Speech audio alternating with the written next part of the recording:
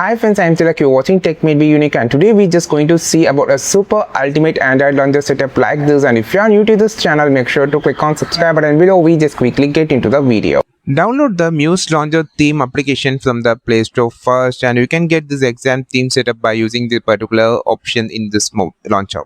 So you can find the time widget, weather widget, and also the charge widget, and also the date widget, followed by some applications. So it's actually cool and different, unique launcher, a unique theme. In second page, you can find the music player. So it's actually themed like a bluish widget, and bluish, every widget have a blue color.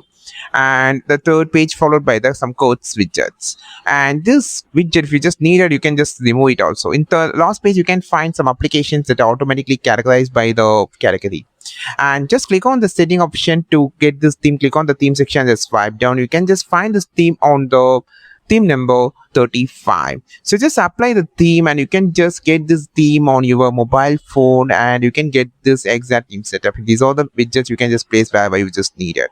I think this video helped you a lot. Like this video, share this video, subscribe to this channel. We will meet on next video with your super valuable content. This is Tilak signing off from Tech Made Be Unique. Have a wonderful and most beautiful day ever.